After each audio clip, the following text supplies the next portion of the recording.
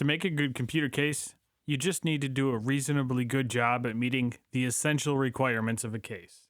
It should hold the parts, allow them to breathe, and give you access to their features.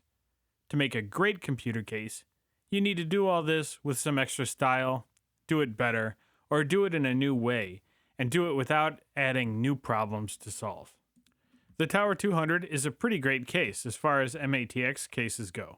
It does everything a computer case needs to do, but shrinks the footprint, has compatibility with very common and even high-powered computer parts, and does it in a design that can look good on either side of your case. Most small cases force you into huge trade-offs to cut down on the footprint. Even vertically oriented ITX cases still restrict your choices to weaker components or more expensive ones to make the design work. A typical micro ATX case uses close to the same footprint as an ATX case and forces you into placement of the PC on one side or the other of your desk if you want to be able to see your components. Now, if I had said this were a great case for a small form factor PC, I'm sure some angry small form factor enthusiast sitting at his minimalist desk setup with a tiny potted plant would start screaming at his monitor and type an angry comment on his 17-key ultra-compact titanium housing mechanical keyboard with precision custom machined narwhal horn keycaps about how wrong I am, and he'd be right. The Tower 200 is large. It makes the compatibility with a lot of common parts and the small footprint at the same time possible by reclaiming that vertical space that you probably weren't using anyway.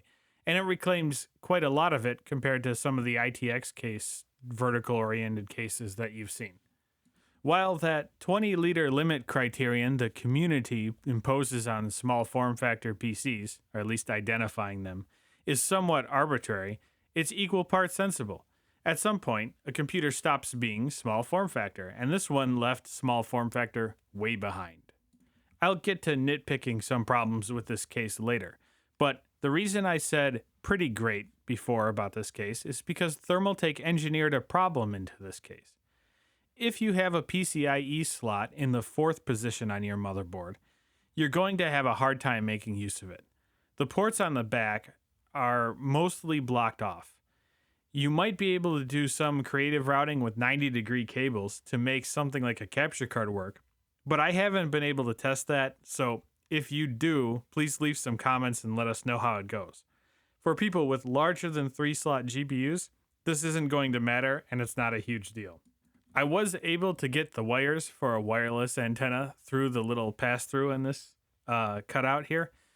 That sounds really dumb to say, but I was able to do at least that. An HDMI cable did not fit. Some of the less important things that impressed me with this case are these new cable management hooks. I thought they'd be kind of cheap feeling, and they are a little bit, but they work and they were very helpful. The new fans in the Tower 200 are way better than the ones in the Tower 100. And the fact that you can get in and out of the case without using a screwdriver, at least for the top section, is great. I love that because the old one required you to take out 5 screws out of the top just to unlock the side panels and remove them.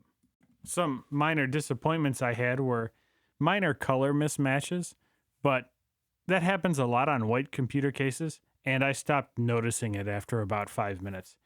The indicator lights on the front of the case kind of bleed into the front glass panel. That's something they could have addressed in the design, but you might be able to solve that with a little electrical tape or something like that. And I wish they had included RGB fans. I'm not really an RGB fan myself, but they make these display case looking cases a lot nicer looking. They add depth to the case when it's sitting on your desk, and these Tower series cases especially really need those. Now let's have some fun with some user comments. This one guy wrote, "Nice video and explanation. Can I ask how much height and width the tempered glass? I have an idea to put portable monitor inside the case. Period. Here you go. Hope that helps." This other guy says, "You should have shown hooking up a monitor, USB, and internet cables, since this setup is not conventional. And how sharp is the pass-through for those cables?" I guess, yeah, I should have. Some other guy says, Started great and ended with an Intel GPU. Be ashamed of yourself. No, you be ashamed of yourself. This guy says, hey, can you tell me how big of a gap between the PSU bracket and the mesh bottom of the case is, where you installed the bottom fan? I was thinking about getting this case with a 280mm AIO and hope a slim fan can fit below the mesh cover but can't find any measurements for that area.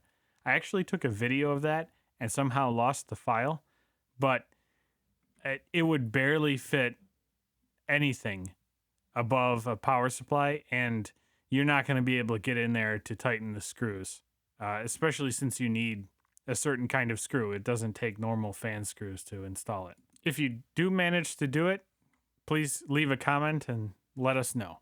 And this last guy writes, "Thicks for the video. How are the temps?" I don't normally do any kind of thermal testing at all, but I've devised a kind of super basic test I can do to just see how the system performs under stress. I ran the Furmark CPU and GPU stress test simultaneously for 20 minutes and took a record of the internal temperatures, the external temperatures, and the frequency of the CPU. I didn't really watch the GPU very closely.